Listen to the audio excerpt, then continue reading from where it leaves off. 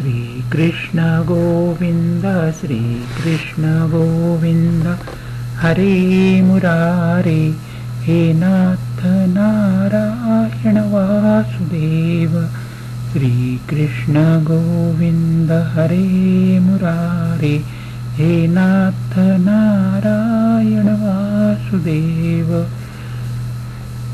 श्रीमद् भागवत कथामृत भाग 30 अध्याय 85। भगवंताद्वारे वसुदेवांना ब्रह्मज्ञानाचा उपदेश। शुकदेव पुढे सांगू लागले, राजन, एके दिवशी प्रातःकाळी भगवान श्रीकृष्ण आणि बलराम प्रणाम करण्यासाठी माता पित्यांकडे गेले असताना त्यांचा नमस्कार करणे झाल्यावर पिता वसुदेव त्या दोघांचे अभिनंदन करून म्हणाले, सच्चिदानंद स्वरूप श्रीकृष्ण आणि महायोगीश्वर संकर्षण, तुम्ही दोघे सनातन आहात। मी जाणतो की तुम्ही दोघे संपूर्ण विश्वाचे कारण स्वरूप, प्रधान आणि पुरुषाचे सुद्धा नियामक आहात, परमेश्वर आहात। या जगताचे स्वामी तुम्ही दोघे आहात। तुम्हीच या विश्वाचे निर्माते, पालनकर्ते आणि अंत्यसंहारक आहात। तुम्ही प्रसूतिगृहातच आम्हाला सांगितले होते की मी जरी अजन्मा असलो तरी मी आपणच निर्मिलेल्या धर्म मर्यादेचे रक्षण प्रत्येक युगामध्ये तुमच्या दोघांच्या द्वारा अवतार ग्रहण करीत आलो आहे। हे प्रभो, तुम्ही आकाशाप्रमाणे अनेक शरीर ग्रहण करता आणि त्याचा त्याग करता। वास्तवात तुम्ही अनंत एकरस सत्ता आहात। तुमची आश्चर्यमय शक्ती, योगमायेचे रहस्य कोण जाणू शकतो? सर्व लोक तुमच्या कीर्तीचेच गायन करीत असतात। वसुदेवाचे हे वक्तव्य ऐकून भगवान श्रीकृष्ण म्हणाले, पिताश्री, आम्ही तर आपले पुत्र आहोत। आम्हाला लक्ष्य करून आपण हा ब्रह्मज्ञानाचा उपदेश केला आहे।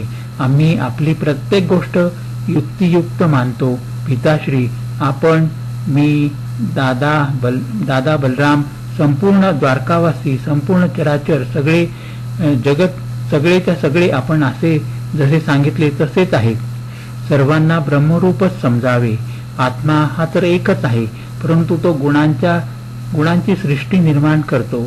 आत्मा गुणांच्या द्वारा बनलेल्या पंचभूतांपैकी एक असूनही, अनेक स्वयंप्रकाशी असूनही दृश्य, आपले स्वरूप असूनही आपणाहून भिन्न, नित्य असूनही अनित्य आणि निर्गुण असूनही सगुण रूपात प्रतीत होतो। आत्म्यामध्ये उपाधीच्या भेदामुळे नानात्वाची प्रतीती होते। यासाठी मी जो आहे तेच सर्वजण आहेत। या दृष्टीने पिताश्री, आपले म्हणणे योग्य आहे। भगवान श्रीकृष्णांचा हा उपदेश ऐकून वसुदेवांनी नानात्व बुद्धीचा त्याग केला। ते आनंदात मग्न होऊन वाणीने मौन आणि मनाने निस्संग झाले। याच ठिकाणी बसलेल्या देवकी मातेस तिच्या 6 बालकांची आठवण झाली, ज्यांची कंसाने क्रूरतेने हत्या केली होती। देवकी माता श्रीकृष्ण बलरामांना म्हणाली, हे योगेश्वर, मी ऐकले आहे की तुम्ही संदीपनी मुनींचा मृत पुत्र स्वर्गलोकातून आणून दिला होता। हे देवेश्वर, माझ्या 6 पुत्रांना आणून द्या, ज्यांना कंसाने मारून टाकले होते। मातेच्या विनंतीप्रमाणे दोघे बंधू सुतल लोकात गेले। महाराज बळीने त्यांचे भव्य स्वागत केले, विधीपूर्वक पाद्यपूजा केली आणि सुतल लोकी येण्याचे कारण विचारले। भगवंतांनी त्यांना देवकी मातेच्या 6 पुत्रांना आणून देण्यास सांगितले, ज्यांना दुष्ट कंसाने ठार मारून टाकले होते। महाराज बळी त्या 6 पुत्रांना घेऊन आले। भगवंतांनी ते 6 पुत्र घेतले आणि देवकी मातेस आणून दिले। त्यांना पाहताच देवकी मातेस प्रेमपाना फुटला। तिने प्रत्येकास घेऊन आपल्या हृदयाशी लावले। माता देवकीच्या दुग्धपानाने आणि भगवान श्रीकृष्णांच्या अंगाच्या स्पर्शाने त्यांना आत्मसाक्षात्कार झाला। यानंतर त्या बालकांनी भगवान श्रीकृष्ण, माता देवकी, पिता वसुदेव आणि बलरामांना नमस्कार केला आणि सर्वांसमक्ष देवलोकी ते निघून गेले। येथे अध्याय 85 संपन्न झाला। अध्याय 86 सुभद्रा हरण। राजा परीक्षिताने शुकदेवांना विचारले, गुरुदेव,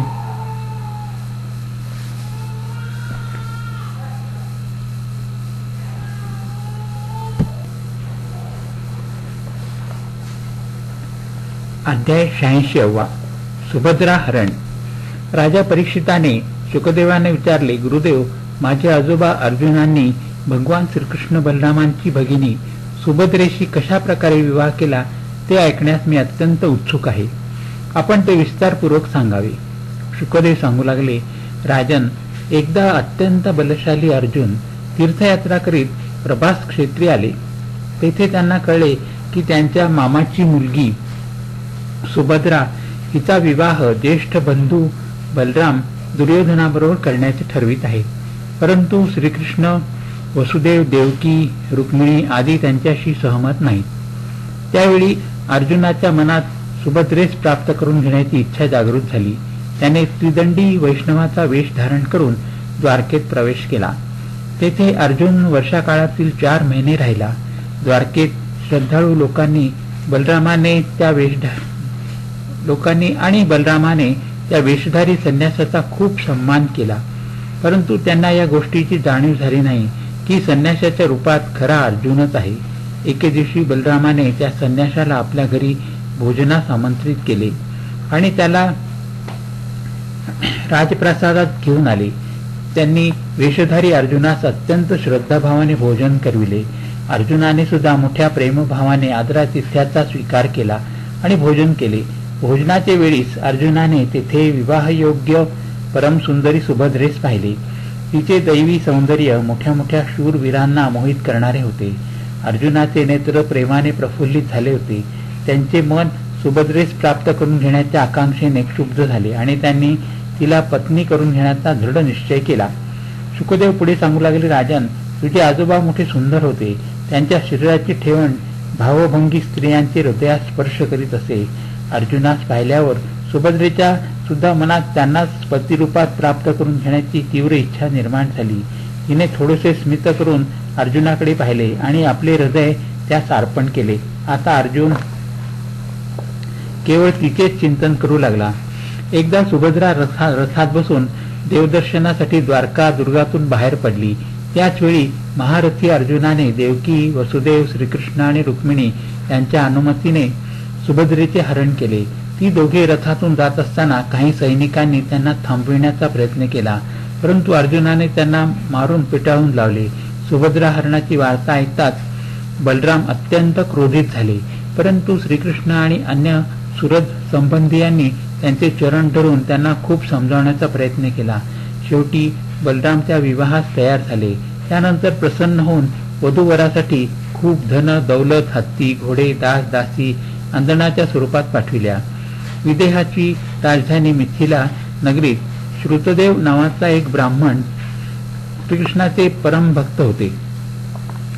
ते ज्ञानी, शांत आणि अल्पसंतोषी होते. गृहस्थाश्रमी असूनही कोणत्याही प्रकारचा ते उद्योग करीत नव्हते. प्रारब्धवश त्यांना प्रतिदिन जीवननिर्वाहापुरती अन्नसामुग्री मिळत असे, त्यावरच ते संतुष्ट असत. त्या देशाचा राजा बहुलाश्व सुद्धा भगवान श्रीकृष्णांचे परम भक्त होता. एकदा भगवान श्रीकृष्ण या दोन्ही भक्तांवर प्रसन्न झाले. त्यांनी दारुकास रथ सज्ज करण्यास सांगितला आणि मिथिला नगरीत निघाले. भगवंताबरोबर नारद, वामदेव, अत्री, वेदव्यास, अरुणी, बृहस्पती आदी अनेक ऋषी होते. मार्गातील गावात भगवंतांचे स्वागत होत होते. भगवंतांच्या मिथिला नगरीत आगमनाची वार्ता ऐकून नगरवासी आणि भाविक भक्तांच्या आनंदाला तर उकळ्या फुटत होत्या. ते पूजेचे साहित्य घेऊन भगवंतांच्या दर्शनास येत होते. भगवंतांचे दर्शन घेऊन त्यांचे हृदय आणि मुखकमल प्रेम आणि आनंदाने खुललेले होते. त्या सर्व जणांनी भगवंतांना आणि ऋषीमुनींना अत्यंत श्रद्धाभावाने प्रणाम केला. श्रुतदेव आणि बहुलाश्व दोघांनी एकाच वेळी हात जोडून मुनिमंडळीसह श्रीकृष्णास आपले घरी आतिथ्य ग्रहण करण्याचे आमंत्रण दिले. भगवान श्रीकृष्णाने दोघांची प्रार्थना स्वीकारली. दोघांनाही प्रसन्न करण्यासाठी एकाच वेळी वेगवेगळ्या रूपांनी दोघांचे घरी ते गेले. ही गोष्ट दोघांना माहीत नव्हती. प्रत्येकास वाटले की भगवान आपल्याकडेच आले आहेत. विदेहराज बहुलाश्वाच्या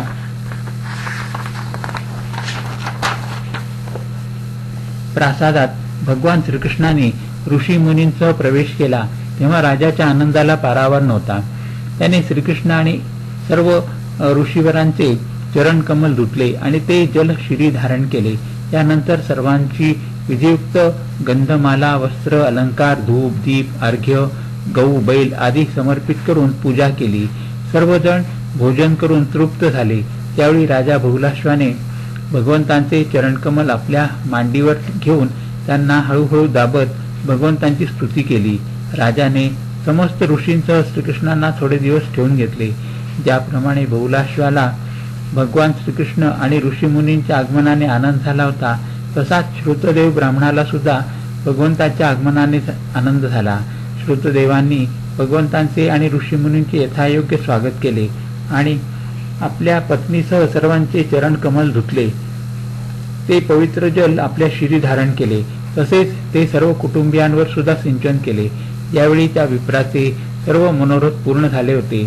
त्याने श्रीकृष्णाची सर्व ऋषी मुनींसह षोडोपचारे पूजा केली. पूजेनंतर सर्वांना सत्वगुणाची वृद्धी करणाऱ्या अन्नाचे भोजन करविले.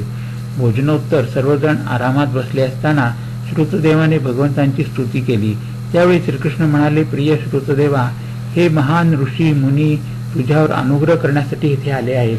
ते आपल्या चरणधुलीने लोकांना पवित्र करतात. देवता, पुण्यक्षेत्र आणि तीर्थ आदी अत्यंत सावकाश पवित्र करतात, परंतु संत महात्मे आपल्या दृष्टीनेच सर्वांना पवित्र करतात. भगवान पुढे म्हणाले, हे श्रुतदेव, तुम्ही या महर्षींना माझेच स्वरूप समजून पूर्ण श्रद्धाभावाने त्यांची पूजा करा. असे केल्यास माझे पूजन केल्यासारखेच होईल.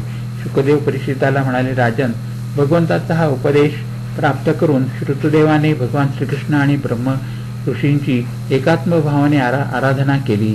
यथाच काळी तो विप्र श्रीकृष्णांच्या कृपेने भगवत स्वरूपास प्राप्त झाला. येथे अध्याय 86, 87 आणि 88 संपन्न झाले.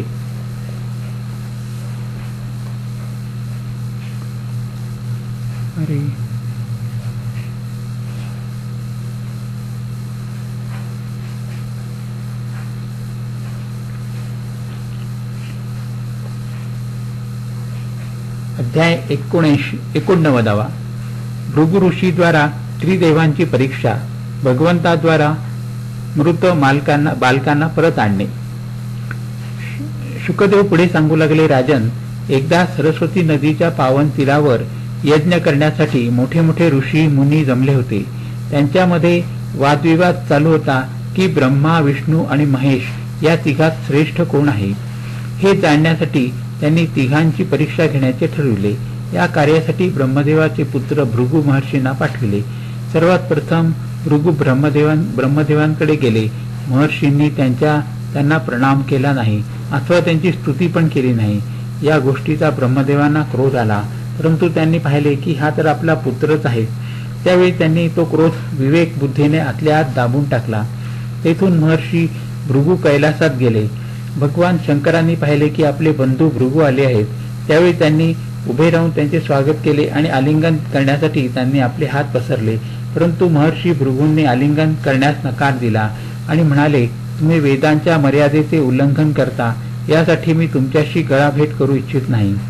महर्षी भृगूंचे हे वक्तव्य ऐकताच भगवान शंकर क्रोधाने लाल पिवळे झाले.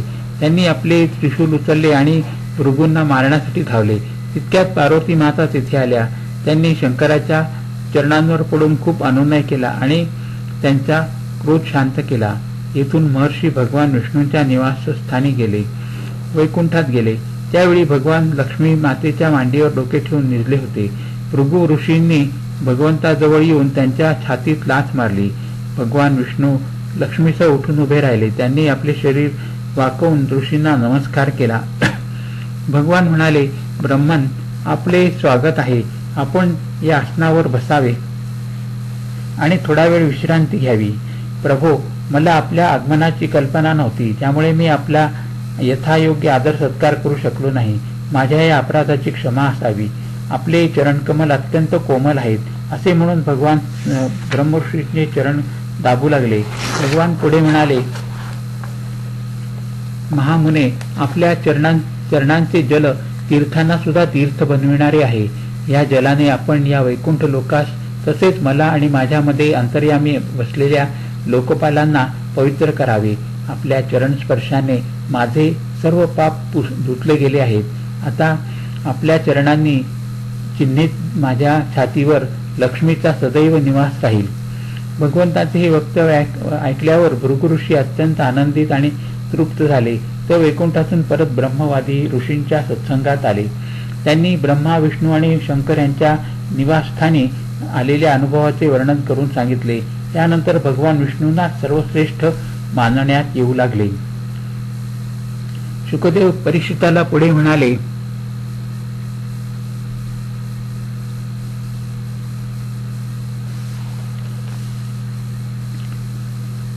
राजन, द्वारकापुरीमध्ये एक ब्राह्मण राहत होता.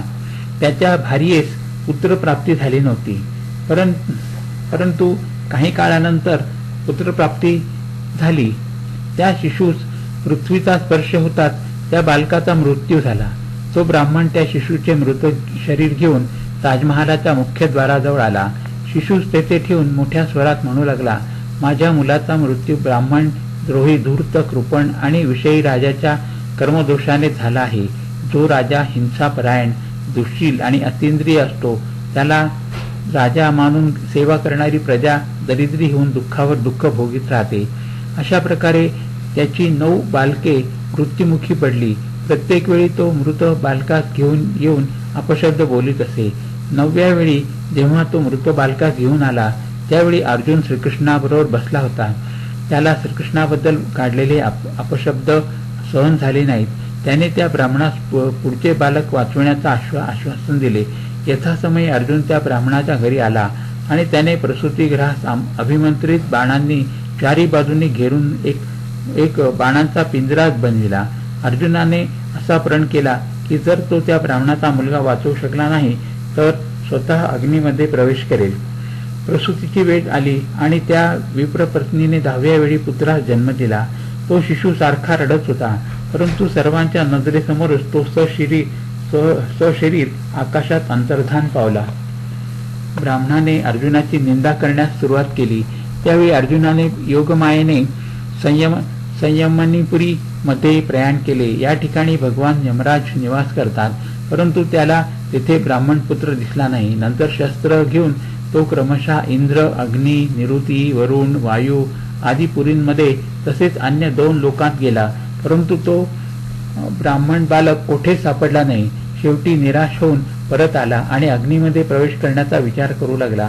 त्यावेळी श्रीकृष्णाने त्याची समजूत काढली आणि बरोबर घेऊन आपल्या दिव्य रथातून पश्चिम दिशेस प्रस्थान केले.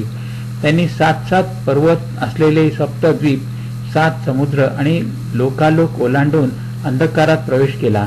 त्यावेळी भगवंतांनी आपले दिव्य चक्र काढले. त्याच्या प्रकाशात रथ जात होता. या अंधकारमय प्रदेशानंतर रथाने पाण्यात प्रवेश केला.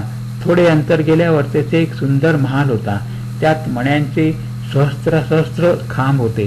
त्या महालात शेष भगवान विराजित होते. त्या शेष भगवंतांच्या सुखमयी शय्येवर सर्व व्यापक, महान, प्रभावशाली परम पुरुषोत्तम भगवान विराजमान होते. त्यांची कांती श्यामल होती. त्यांनी अत्यंत सुंदर पिवळे वस्त्र परिधान केले होते. मुखावर प्रसन्न हास्य होते. बहुमूल्य मण्यांनी युक्त त्यांची शोभा वाढवित होते. भगवान म्हणाले, कृष्ण आणि अर्जुना, मी तुम्हा दोघांना पाहण्याच्या उद्देशाने या ब्राह्मण बालकांना माझ्याकडे आणून ठेवण्यास सांगितले होते. तुम्ही पृथ्वीवर दैत्यांचा संहार करून लवकरच परत या. हा आदेश स्वीकार करून भगवंतांना नमस्कार करून त्या ब्राह्मणाच्या 10 बालकांना घेऊन श्रीकृष्ण आणि अर्जुन द्वारकेस परतले. त्यांनी त्या ब्राह्मणास त्याची 10 बालके परत दिली. त्यांना पाहून त्या सच्छील दाम्पत्याच्या आनंदाला पारावर उरला नाही. त्या विप्राने भगवान श्रीकृष्णांची आणि अर्जुनाची अत्यंत नम्रभावाने क्षमायाचना केली. दयावंत क्षमाशील भगवंतांनी त्याला क्षमा केले. येथे अध्याय 89 आणि 90 संपन्न झाले. हरि ओम तत्सत, हरि ओम तत्सत, हरि ओम तत्सत, हरि ओम.